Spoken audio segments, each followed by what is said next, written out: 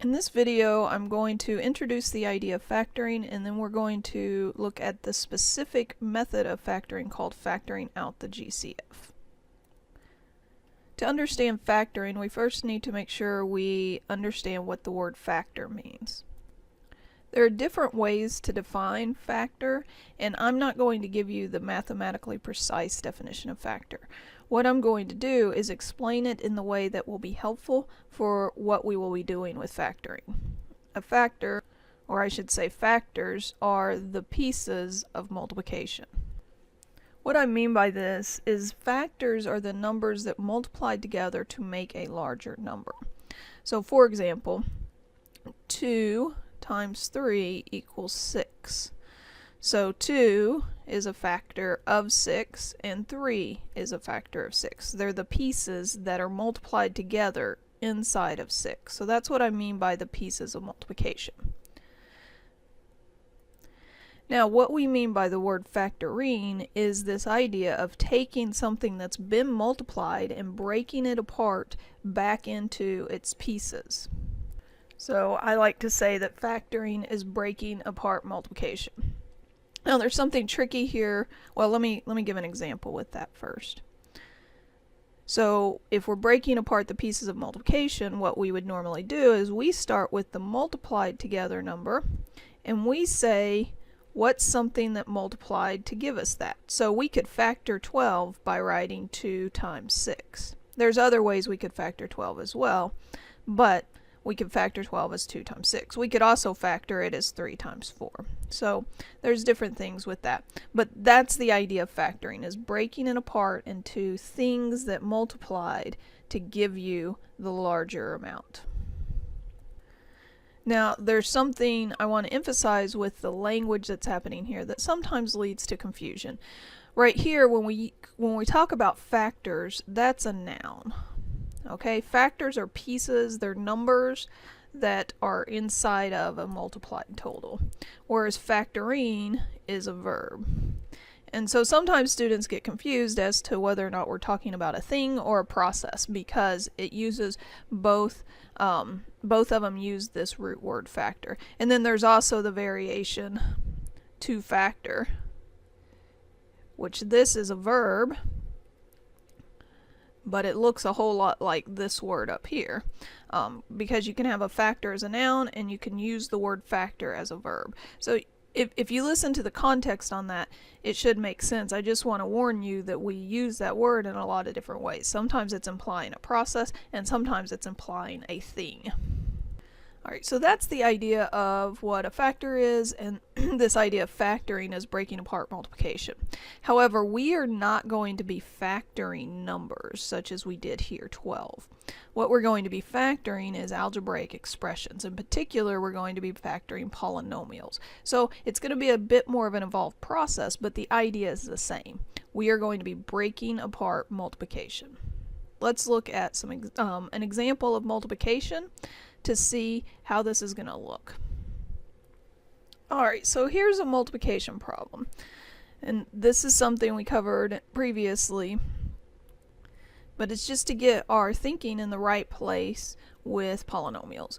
So what we did previously, if we had this, it's basically this polynomial out front, which is a monomial, and we're going to distribute it into the binomial by multiplying each term of the binomial times the monomial. Hopefully you're getting more and more comfortable with that language.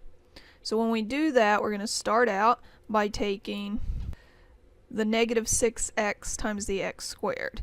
And that gives us a the negative 6x times the x. That gives us a negative 6x squared. And then what we'll do is take the negative 6x times the negative 3. That's going to give us a positive 18x. And that's all there is to it. It's distributing that monomial times the binomial. So that's multiplying. And remember, factoring is undoing multiplication. So essentially what we're going to be doing when we're factoring out a GCF is we're going to be starting down here and working back to what we had before we multiplied. So you could think of factoring out the GCF as undistributing or undoing distribution. Let's look at an example to see how we're going to be able to figure out all that undoing distribution. Alright, so here's an example. The directions are factor out the GCF and we have this polynomial. In particular, it's a trinomial. So before we can get into the example, I want to be sure to talk about the directions. I haven't really spent time speaking about what we mean by GCF. So the GCF is an acronym that stands for greatest common factor. And in this case, what we're looking for is the largest factor each term has in common. So the largest factor each term has in common. Now remember, factors are the pieces of multiplication, so we're talking about the largest piece in terms of multiplication. There's a couple other things I want to emphasize with this definition to make sure we're understanding what we're talking about. First of all, term. So terms are the pieces being added together. So in our polynomial over here, the pieces we're comparing are those three chunks. And we're looking for the largest stuff they each have inside of them by multiplication. Another thing I want to talk about is this word greatest or largest. Oftentimes when students hear that word, they're thinking big, and so they want to think of something bigger than the numbers they already have. But when we're talking about this, we are talking about the biggest thing they have inside of them, because it's the pieces of multiplication that's inside of them. You cannot put something bigger than a box in the box. So even though we're using words like greatest and largest, the biggest a GCF could be is the full box or the full term, any one of these full terms. We cannot go bigger than any of them because we're talking about what's inside of them.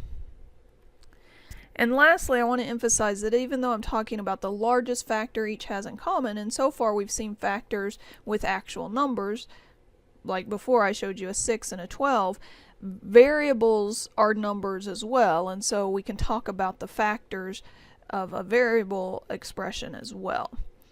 So we're going to look at this guy here and figure out what's the largest factors that are in each of them. And you kind of do this in terms. Now remember, factors are pieces of multiplication, so we're thinking in terms of multiplication and division. So when you're looking at these, let's just look at the numbers, the 12, the 18, and the 27. For right now, I'm going to ignore the fact that the 12 is negative. I'll talk about that here in a little bit, but let's just pretend like it's positive for now. And we're going to look at the 12, the 18, and the 27. And we want to know the largest factor that is inside of them. And this is by multiplication, and so the largest number that is multiplied in each one of those is a 3. 3 divides into 12 4 times, 3 divides into 18 6 times, 3 divides into 27 9 times. So it goes into all of them, but we can't go any bigger that they have in common. So for example, if I were just looking at the 18 and the 27, I could go as big as a 9 dividing into them. But 9 doesn't go into 12, so it has to work for all of them for it to count. Alright, so that's what I suggest, is first look at all the numbers and decide what largest number that divides out of all of them evenly. And then switch gears and look at the variable piece of each term. Now here we have a y to the third, y to the fourth, and y to the fifth. And keep in mind that the factors of y to the third are 3 y's, because y to the third are 3 y's being multiplied. Factors are pieces of multiplication. So those are our factors, and we could regroup those. So that could be y squared times y, and so on. But what's inside of a y to the third is 3 y's being multiplied. What's inside of y to the fourth is 4 y's being multiplied. What's inside of y to the fifth is 5 y's being multiplied. So then the question is, what is the greatest number they all have? And this is a little confusing because when we hear big words like greatest, we want to go to the y to the fifth because it's the most. But remember, we're not going for the most, we're going for the most that they all have. The most that they all have is 3 of them. Y to the third has a y to the third inside of it, y to the fourth has a y to the third inside of it, and y to the fifth has a y to the third inside of it. But if we went up to y to the fourth, y to the third would not have a y to the fourth inside of it. So we want the most that they all have. This is kind of the idea of you're only as strong as your weakest link. You can kind of think of that as a metaphor for it. So that's going to give us y to the third as a part of our greatest common factor. So, and we just multiply those together because we're dealing with multiplication here.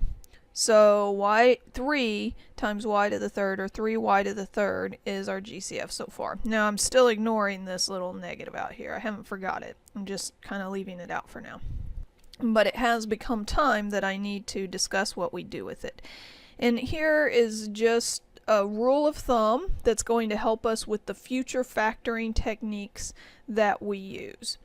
Anytime we're factoring, if the number out front is negative, such as it is in this case, then we're going to factor a negative GCF. Okay? You could make an argument that the GCF of this polynomial is 3y to the third, but we're going to factor it as a negative because the number out front is negative. If the number out front is positive, you just factor a positive GCF.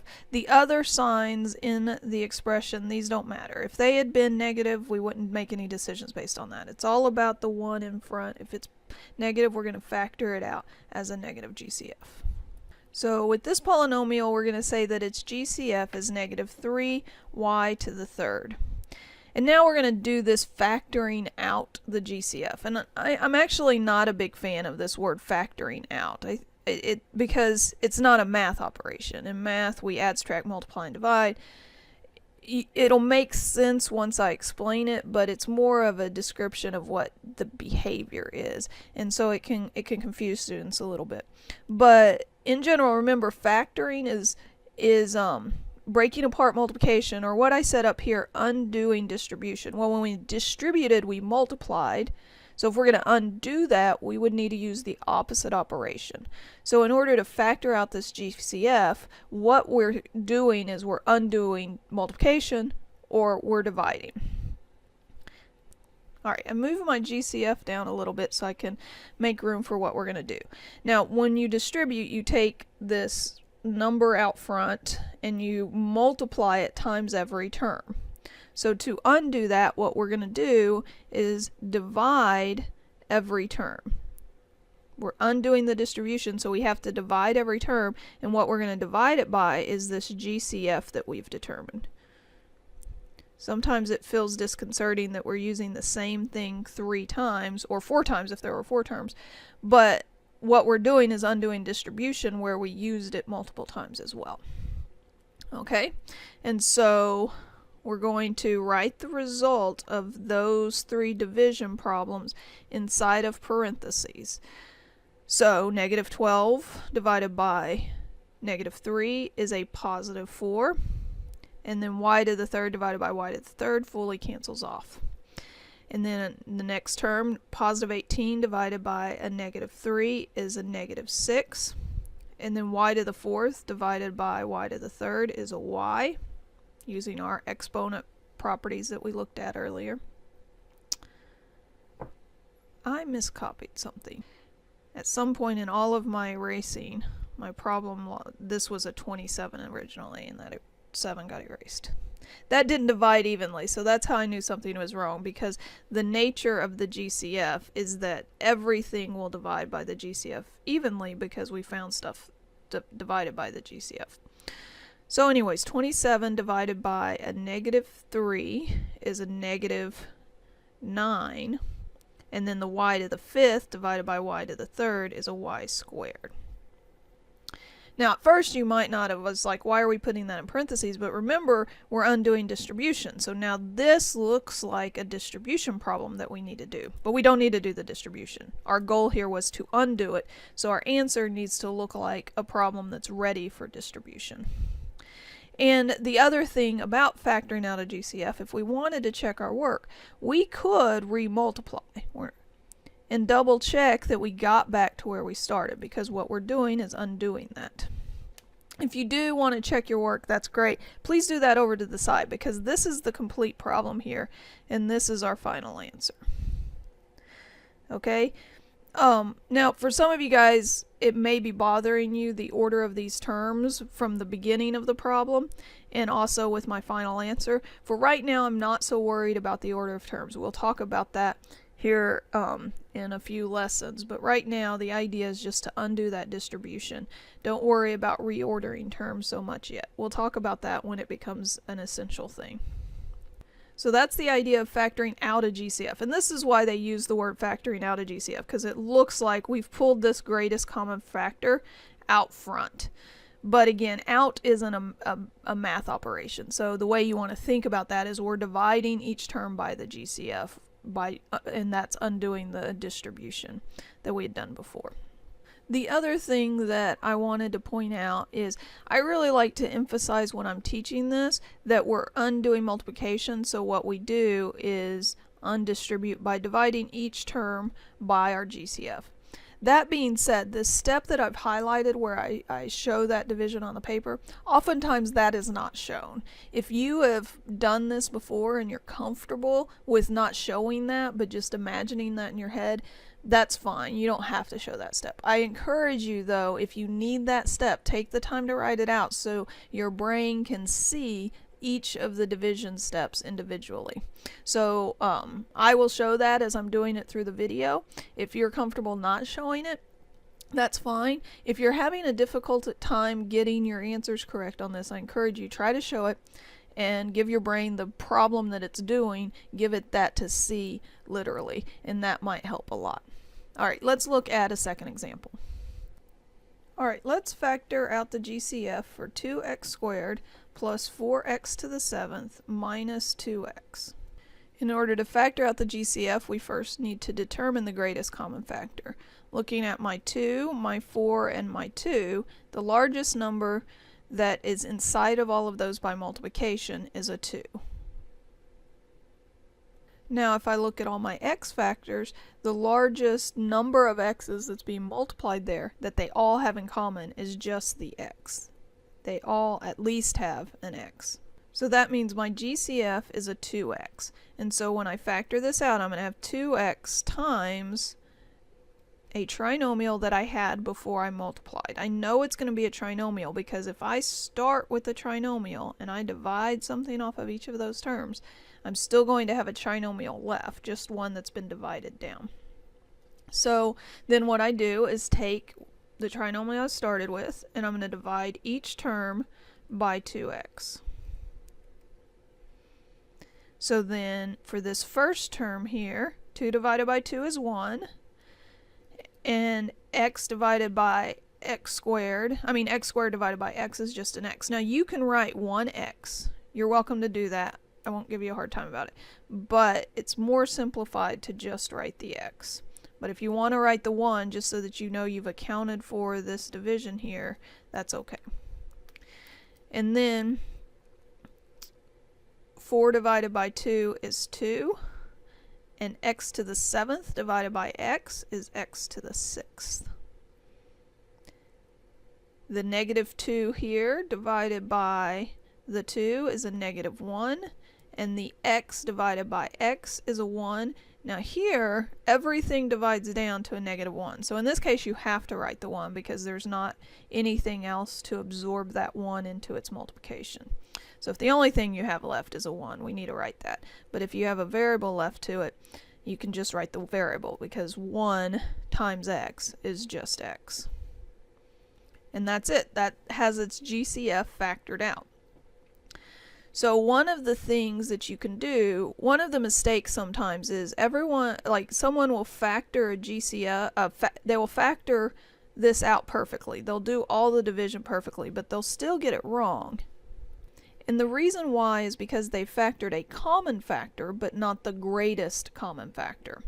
So one thing you can do to check to see if you factored a big enough common factor, the greatest common factor, is after you get done with your division, look at the terms that you have left. Those terms should not have any common factors, because if they still have something in common, that's something we should have divided off as a part of the GCF. Now let me be clear here. These first two terms do still have an x in common, but remember for a GCF it has to be all three of them. They don't all have an x in common, so that means we've taken out enough x's. And then when you look at the coefficients don't divide by anything evenly for all of them. except for 1. There's always a common factor of 1. So if you take the time after you're done finishing all your division, look at the terms you have left. If they still have any common factors inside of them, then that should have been something that was included in the GCF. And then you can just divide that piece off. You don't have to go back to the beginning. You can just divide off the piece that you missed in the first place. And that way you can kind of get down to the GCF in steps. But that piece you divide off has to be multiplied into the smaller common factor that you had missed. I hope that's making sense. Go ahead and give a few problems a try and see how you end up on these.